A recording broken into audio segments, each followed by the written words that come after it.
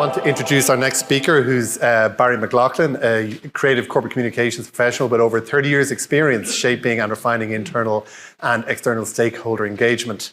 He's a designer, communicator, and project manager, and advises and supports his clients in the developing and publication of annual financial and sustainability reporting, digital reporting, including IXBRL and stakeholder engagement. So today, Barry will be talking about digital reporting with a special emphasis on ESEF requirements. So delighted to welcome Barry. Thank you. Thank you, Kevin. Good morning, everyone. They say, do one thing every day that scares you. Well, present my thoughts on ESEF to an audience full of accountants and auditors. That's the box ticks for today. So, my name is Barry McLaughlin, and I am Managing Director of Source Design Consultants. We're specialists in corporate stakeholder communications, and we champion digital reporting. So the theme for my short presentation today is ESEF and the road to digital reporting. But maybe for the time of year that's in it, evil ESEF and the hellish road to digital reporting. So my journey to ESEF starts somewhere around this slide. So it's reminiscent of the time leading up to the first year of ESEF reporting. So what does it convey? Well, during one of my first ESEF conversations with a client, I had presented an ambition that we would work together to produce an annual report that would become a standard bearer of digital reporting, to not only meet the ESEF requirements, but to exceed them. It meant, however, that I was asking my clients to throw caution to the wind, to ignore the advice from those well above my pay grade among the Big Four, and to join me in a quest to breach a new frontier. I can still hear his reply. So everyone else is marching in unison, but you're the only one in step.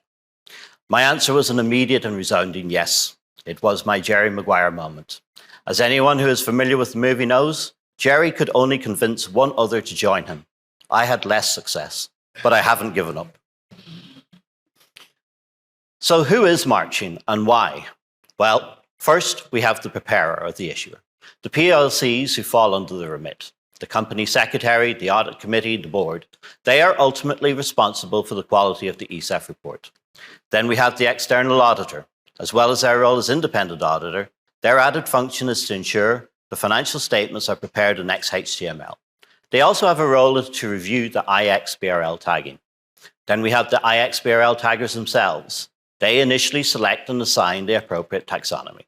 Then, of course, we have the wonderful designers. They creatively pull all of this information together. We have the OAM, the officially appointed mechanism. They provide the portal for submissions. And then, of course, we have the regulator. They have oversight of the role of the preparer and auditor to meet the ESEF requirements. And we are all marching to the drumbeat of ESMA to deliver an ESEF-compliant annual financial report. So who is the audience? Well, primarily it remains the shareholder. The ESEF report is the only officially audited financial statements. By definition, no printed copy can ever meet the requirement. Only the digital ESEF version can be compliant. Of course, the annual report is important reading for all of its other material stakeholders. But now we have a new audience, machines. Machines are reading the annual reports. They are processing and comparing the information from those XBRL tags mentioned earlier.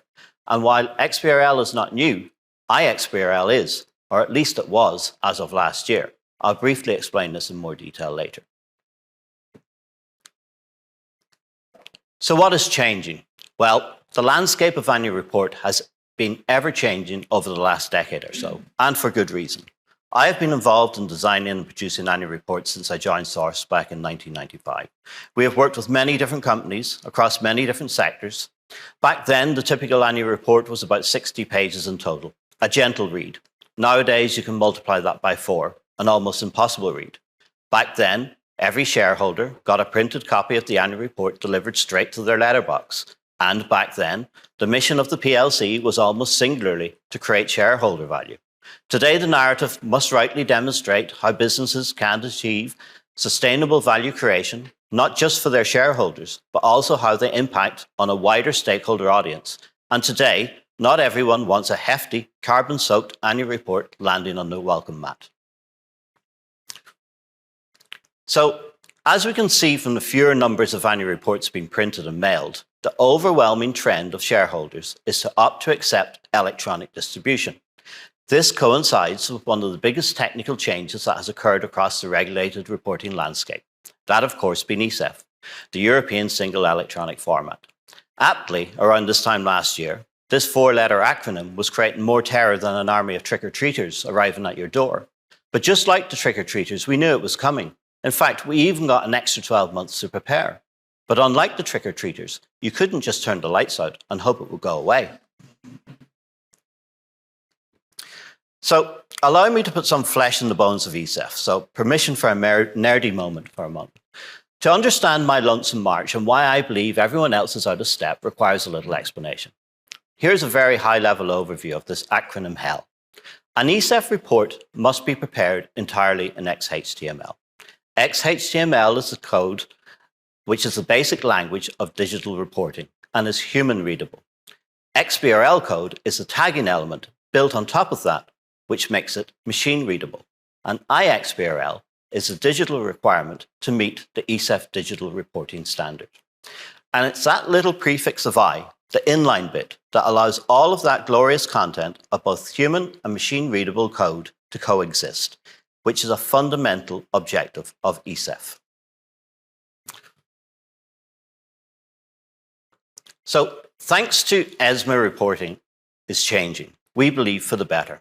IXBRL is another layer of transparency achieved through technology.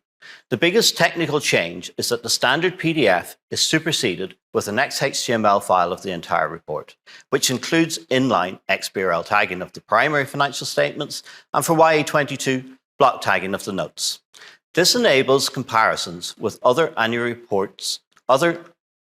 financial reports through predefined taxonomies. There are a few key points that I would like to emphasize at this stage. ESEF is the only officially audited financial statements. An ESEF report must be prepared entirely in XHTML, and the standard PDF is superseded with an XHTML file of the entire report. So how did everyone prepare to meet this new dynamic digital reporting standard? Well, everyone produced a PDF. And with the help of some dark arts, arguably the whole ESEF project was fudged as a Frankenstein of digital reporting emerged. A workaround was being conjured up. Company secretaries, accountants, auditors, designers, and regulators all succumbed to the magical powers of the PDF to HTML converter. So what's so scary about PDF to HTML converters? Well, this is essentially where our horror story begins. While they are presented as the holy grail to achieving easy HTML from a PDF, they disguise an ugly truth. They produce ugly code. And this has been well documented by those forces of good, the FRC and XBRL.org, as they repeatedly denounced it. Some of their critical analysis of the associated poor performance is as follows. This is typically because the inline XBRL report has been created using automated PDF to HTML conversion software. Such software produces a document which faithfully reproduces the appearance of a PDF document, but the resulting HTML is often extremely inefficient, leading to large file sizes and slow rendering times. They go on to say the usability of IXBRL reports can be hampered by inefficient HTML, which can make them slow to use. And many ESEF software solutions work by converting PDF files into HTML, and this automated conversion process often produces HTML that is extremely inefficient. What's more, this process can render the actual content useless in terms of machine readability, as it can often add unnecessary code, dramatically changing the intended meaning and values presented. As outlined above, it would appear that extremely inefficient was acceptable because it was extremely convenient. This is fundamentally not an objective of ESEF. So here's what those forces of good had to say to get the ESEF project back on track. They say, as processes and technology mature over time, companies may seek to move to a fully designed structured report that replaces their PDF report.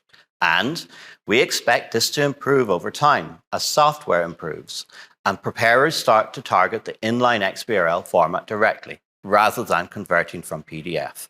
And they recommend that preparers should consider a report creation process that targets iXBRL HTML natively rather than converting a PDF output.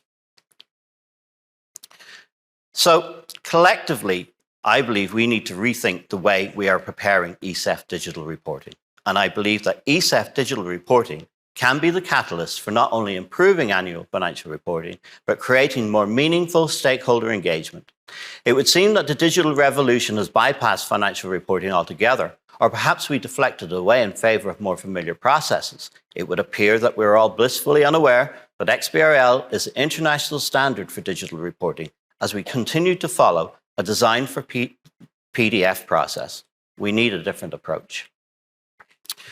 Much has been made of the faithful reproduction of the glossy PDF to HTML conversion tools, without even attempting to explore the immense and measurable improvements that can be achieved by targeting native digital reporting. We should also be focusing the product on the end user and how the content is being consumed.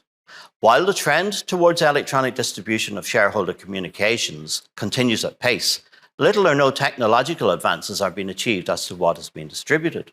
So from this user perspective, digital reporting delivers more. Put simply, HTML can achieve more with the same content. It's easier to navigate, it accommodates rich media, it's measurable, it's accessible in every sense of the word, and it's designed for its natural environment so that it is responsive, more easily findable, and totally shareable. And for all of those see more on page X instances, it is wonderfully clickable. Undoubtedly, it is more sustainable. Digital reporting addresses a fundamental deliverable, that information intended to be consumed in a digital environment is designed and developed for that same intended medium and fit for purpose for the end user. I also believe that a redefined digital reporting process has the potential to significantly improve scheduling and operational efficiencies. Much of the preparatory work can be done well in advance, including the tagging. Because native digital reporting is designed to be responsive, the parameters and confinement of pages do not exist. Content can be easily and quickly updated, and it remains every bit as secure, and perhaps even more so. Currently, the tail is wagging the dog.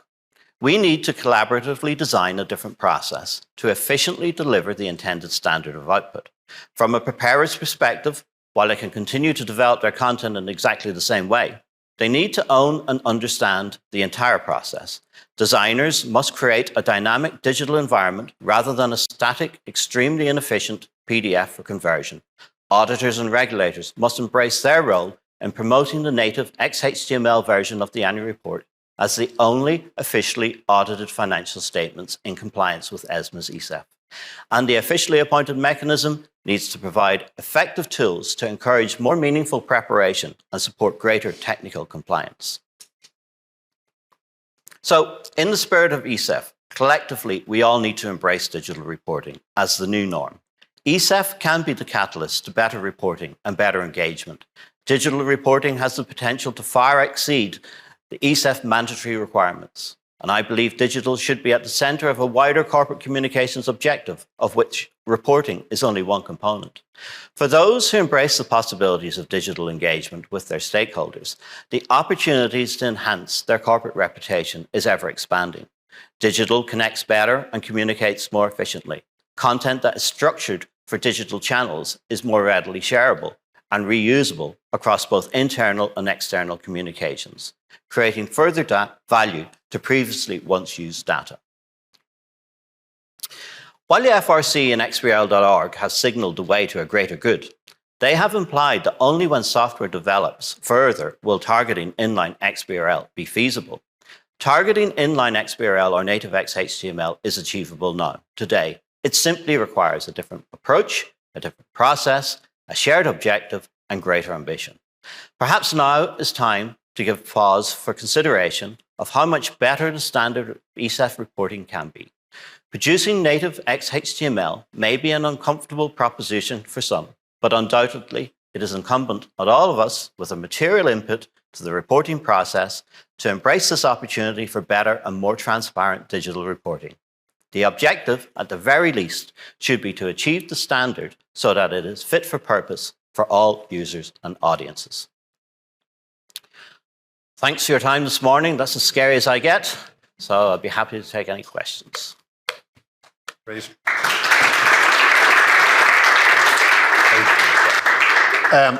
Thanks, Barry. Very seasonal presentation there. So we've a couple of questions that have come in on slide. And one, I suppose, is one that occurred to me, which is maybe people are somewhat comfortable in the PDF conversion space at the moment. I mean, if you're looking at, say, this year end coming up, I mean, how long would it take to make the move over from a converter into sort of native? Yeah, you'd have to start right now, would be the answer to that.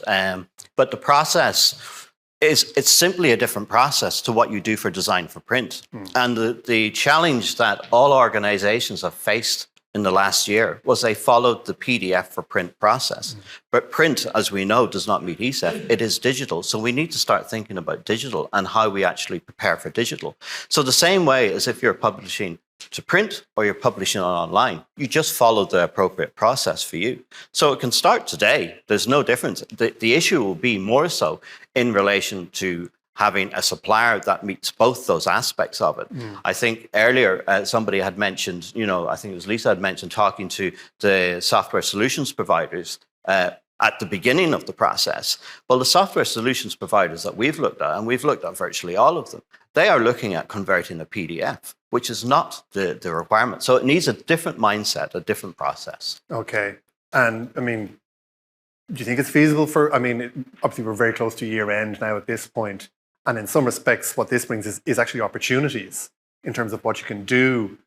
Is it feasible for audit committees, say here today, to start talking to their financial teams and say, look, let's dip our toe in the water and just move to native this year and explore the opportunities maybe in future years? Absolutely. Absolutely. Like we have started that process probably in the last month with some of our clients. Okay. But we have others that we will start the process in the next month or so. So absolutely it is feasible. Okay.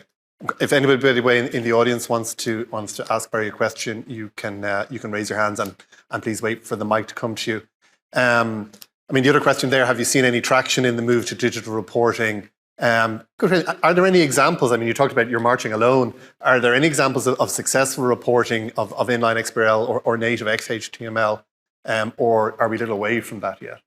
We'll see it in early March, but at the moment, nobody can find one that is actually meeting the requirement. The FRC, the FCA, XBRL.org, they are all consistently coming out, even as recently as August, saying that these problems that existed last year are still there. The extremely inefficient nature of the files, the extremely inefficient nature of machine readability, all of those things, they exist and they are continuing to exist. Okay. And just the last question there that's come up on slide, and then we'll take one from the floor, is around conversations with auditors. If the audit committees are now starting to talk to auditors, if you're going to talk to auditors about this, should they be challenging auditors? Should they be asking auditors about the challenges around auditing in this space, or what should they be talking about? I believe they should. And again, we have started that process, and I think it's a matter of explaining that the process for auditors, for preparers, does not change. Okay. You're still preparing the content in the same way. You're still auditing content in the same way. The output is simply different. Okay. And speaking of auditors, I see we have a question from the floor. So, thanks. I suppose my question is, in practice, what we've seen with digital reports outside of financial statements is one of the issues is their ability to go the opposite way. So to actually make them into a printable format, and just the use of financial statements at the moment. So if I look at the use of financial statements, so the bank asks for a copy of the financial statements, your vendors, your suppliers, your customers. There's a lot of different scenarios where effectively someone is looking for that set and that they can't consume it in a digital way. They don't want it. You do a tender document for a government contract. I want a copy of your financial statements. I don't want a link to a digital version that I have to go through. So at the moment, the ecosystem can't consume a digital only set of financial statements. And it's a big, we could be here next year with Halloween Part 2 that says the horror stories. How do we get back from digital native to a PDF that I can share? So what's your thoughts on going the opposite way of, if you go digital native, how do you then have something that's consumable to all those other different stakeholders? Yeah, well, there's two points, two answers to that. One is in the context of this dealing with ESEF, and ESEF requires the digital report. So let's park that for the moment. The other aspect of it is how you manage the content. Clearly, there's two different processes. But in the system that we have, for example, we have one repository for all of the content. At the moment, we are splitting that out into HTML, we're splitting that out into InDesign for design for print. So it's the same content that's effectively happening, but it is two processes, and it comes at an extra cost in relation to all of that for those examples that you've seen. But typically what we are seeing across the board is that even since the pandemic, what has typically happened then was no printing was happening whatsoever. So all that content that you're referring to there was being produced into a PDF so that it would be published online and be consumed online in a PDF format, which is a cumbersome way to actually manage content. So I think we need to separate in the context of it's another channel. Digital is another channel, print is another medium. They're simply two different, but managing the content can make that process so much easier. Okay. Listen, we're at the end of this period, so I want to again thank Barry. So I hope you all join me in giving a round of applause.